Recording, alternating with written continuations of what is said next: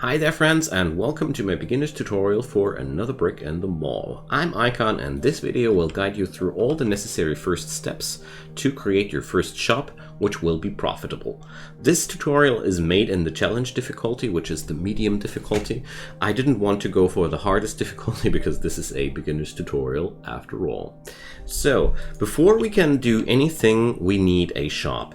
You can build your shop in the building menu.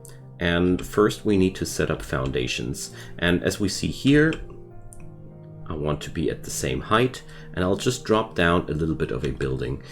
I start out like this. Let's do 20 on 8. And let's unpause the game. Now our workers, which are working here in the maintenance center, you can right click this room to open up this thing. We have here, if you check out the staff menu, 3 different builders, and they will do all the work we are asking them for. This will be our foundation for the actual store, so we're going to build a few roads. If these general controls confuse you, the tutorial of the game guides you through these quite well. I want to focus in this tutorial more about the actual underlying mechanics of how to make the shop successful. The tutorial teaches you very well the necessary tools on how to hire people, how to build stuff, but where it falls flat in my humble opinion is to teach you how to make your shop successful. And that's what we're doing here. So I also slapped down a few pieces of road because I feel like people should be able to drive in front of our shop anyways. So the next thing I really like to do is to build a few staff-only parking lots on this side, because this way your staff won't block customer parking slots, which are these. Every parking slot comes for 2 people, so we created room for 8 units of staff. Also, I'm not issuing new building orders until the old ones are done, because sadly the game doesn't give you the option to prioritize things.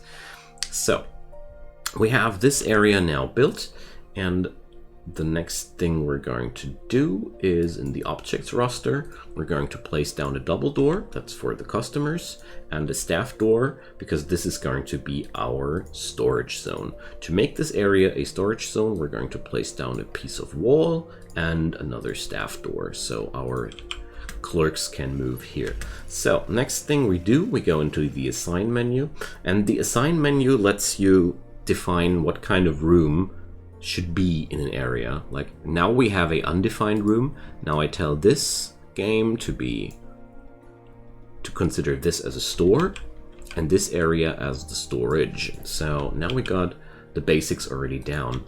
And if you want to access things directly, you can either go into the manage menu where you see all the units you got. You can also rename them, which is really important later down the road when things go bigger, but for now we don't need it that much. Alternatively, what I also like to use is just right click in there, and then you can directly select these things as they are on screen. Sometimes that's more intuitive than looking for things here in the list. Anywho, link storage. There we go. Now the store is linked with this storage area. Really important, because without boxes full of items, the shop won't go further. Okay, the next thing I want to do is continue building foundations here, because I don't think that my shop is large enough. Now, every shop needs a checkout counter for people to buy stuff at. I always like to start out with 3 counters and expand from there on. Now, let's wait until these things are done. In the medium difficulty, you don't need to put yourself too much into a hurry. The money you got might be dwindling and you have to pay wages for your constructors, but you have way more than enough money to begin with, so you can build your first shop for 1 or 2 days and you won't have any trouble money-wise. So now we're expanding this area, and the next thing I want to do is get back into the assign menu and expand the store. So we go back here into storage, and now we start clicking in the first box, which is really important, otherwise it starts to create a new store and release, and you see here it got expanded like that.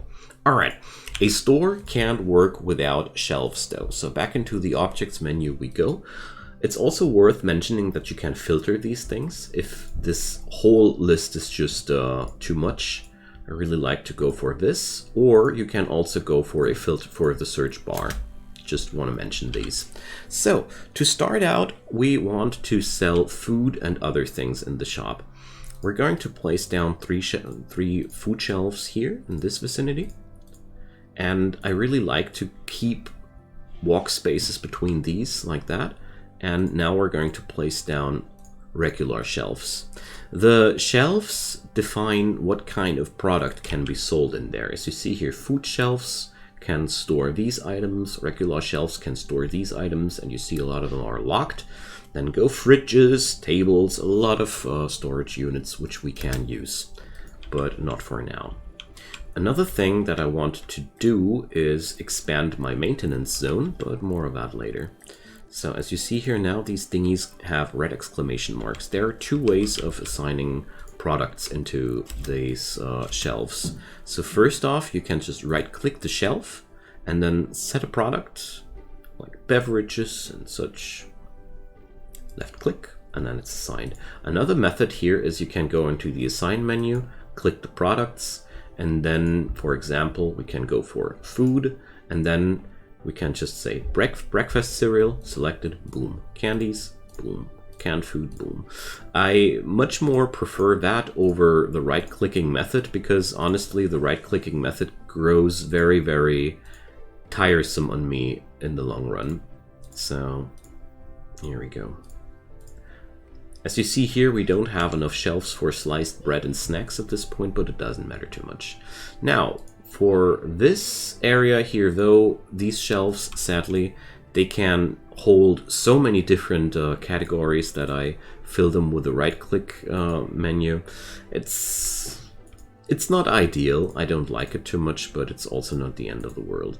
So now I assign these quite randomly and just pay attention to the fact that I don't fill shelves more than once with the identical items.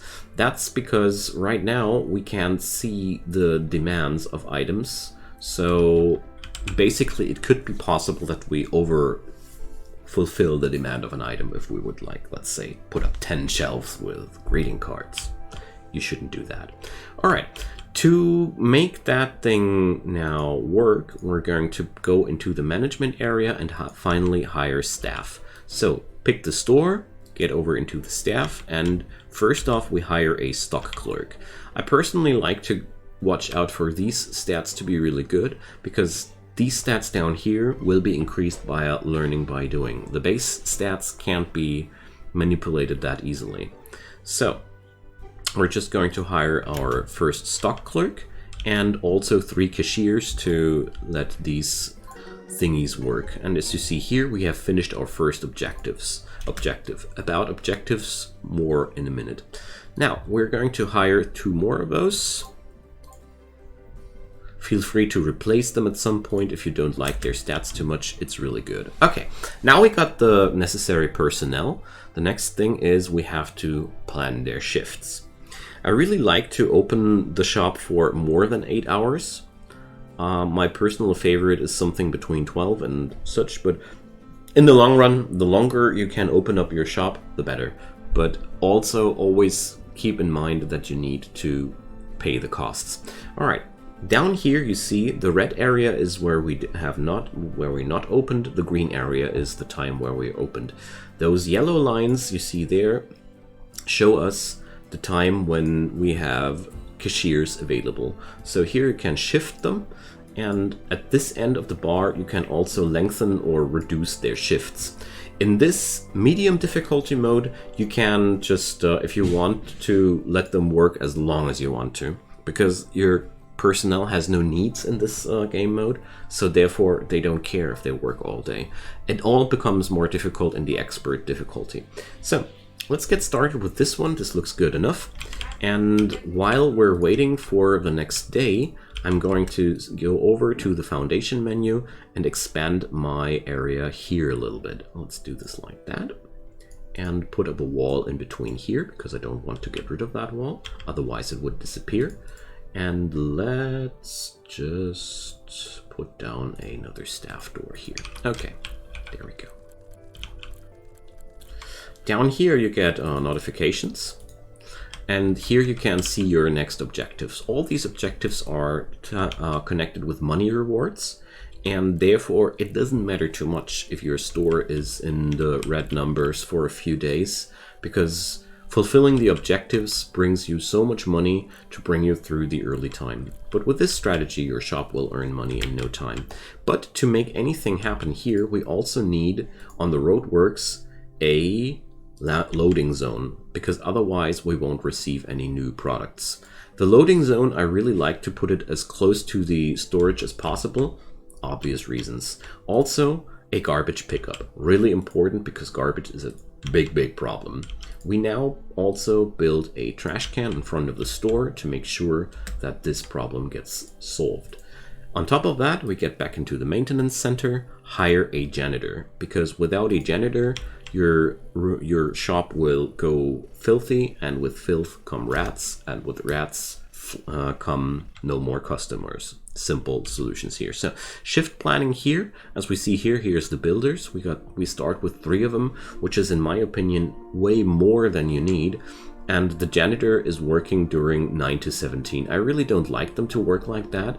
My personal favorite is to let the janitors work during the nighttime to remove basically the filth of the workday shift.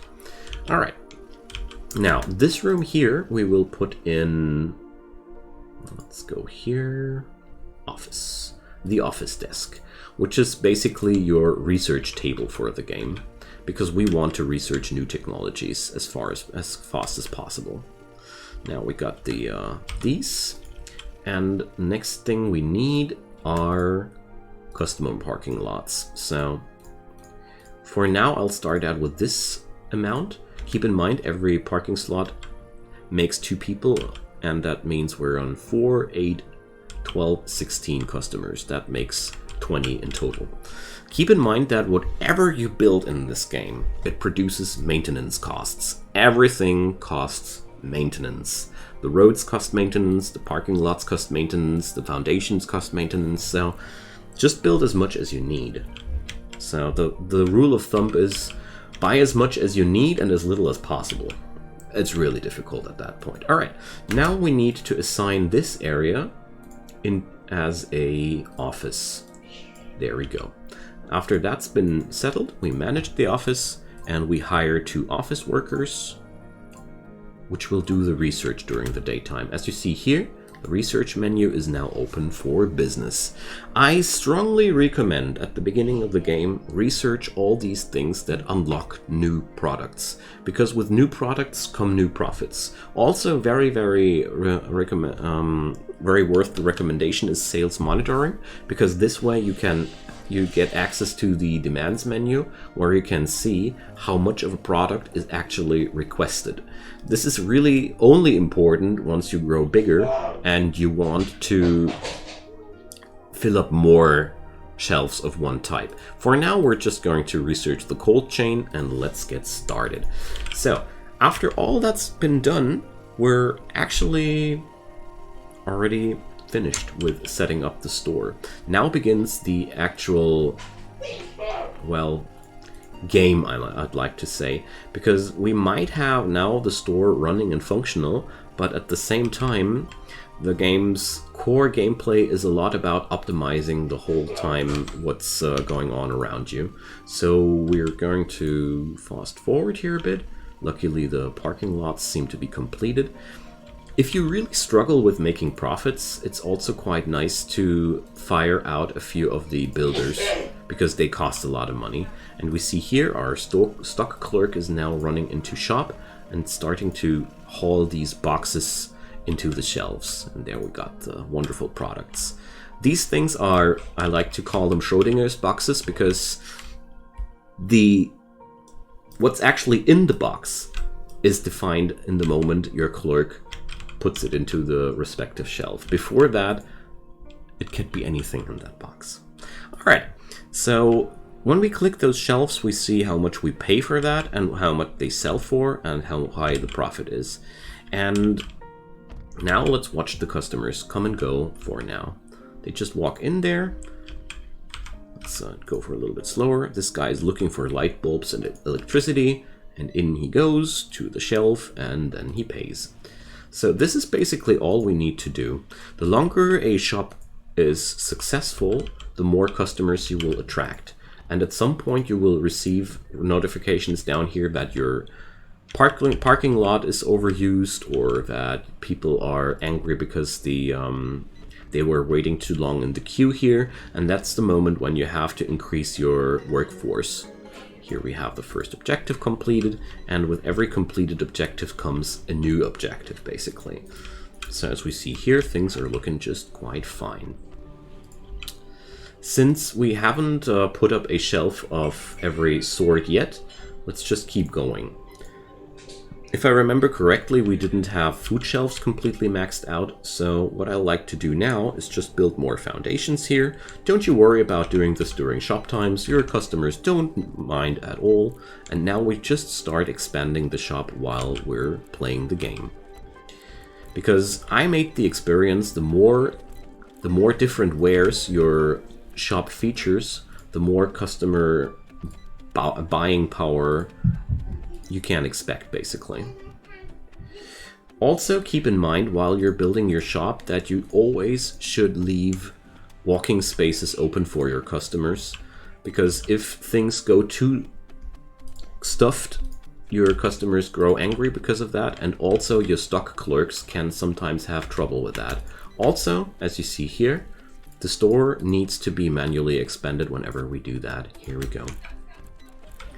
Now, we're just putting up more of these wares on the shelves. And now I have to double up on a few things. Basically, as a rule of thumb, 2 shelves of one product always work. Don't you worry too much about that. But don't go too crazy with it. The best results always come with new products, from my experience. Like doubling up on the same products over and over again doesn't necessarily increase your income. Featuring new products, though, always was a really good way of getting it done. So you see here now, our last guy is really struggling with the last few customers, which are just working here.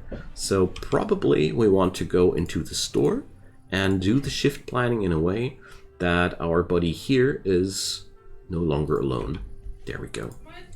And the longer you play, as we see here, the red line is marking sales, and the yellow line is marking the workforce. As we see here, our workforce exceeds the sales by far, so we could basically also just fire people, because we also had a minus of 914 yesterday. We pay 1.1 grand in salaries, and we only make a profit of 790 with sales, and that just ain't enough.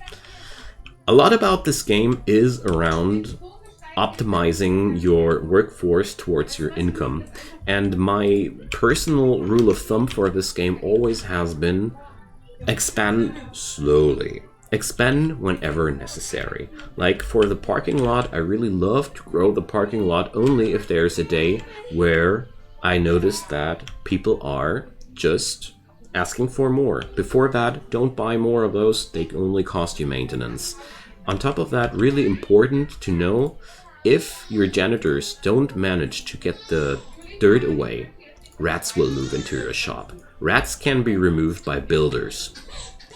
When you don't have any builders in there, you can't get rid of the rats, and the rats will shoo away your customers. Really important to know, if you ever stumble into the situation like, oh my god, I have fired all the workers, it's a simple trick. You just hire somebody. Let's show you. You just hire here a builder, and let's check the clock here. It's 11 o'clock.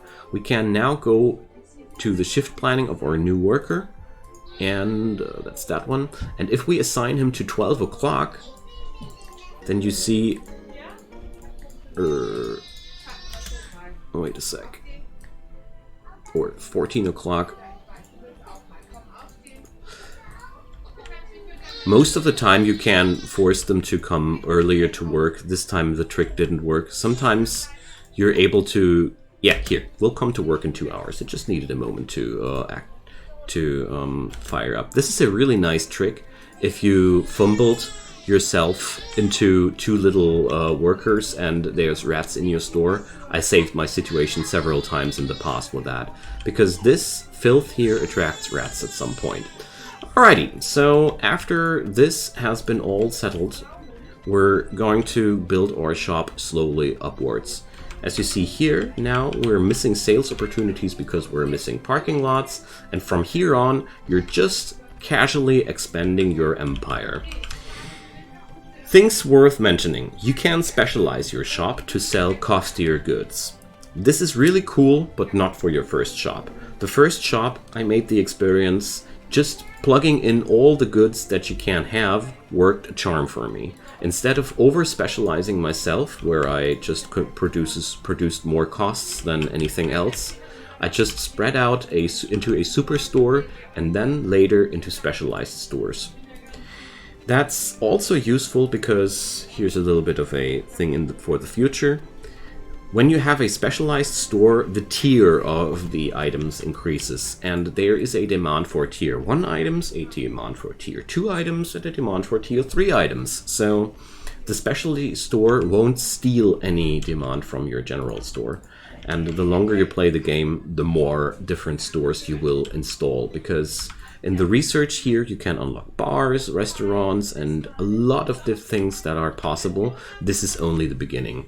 So the longer we now play, we just need to add up the new products we unlock with our research, and then slowly this shop will churn out profit. If you notice that you're having trouble with the sales, just hire more cashiers or build up more queues. It really works a charm. As you see here, compared to yesterday, we already have a lot more customers because we also had a lot more sales.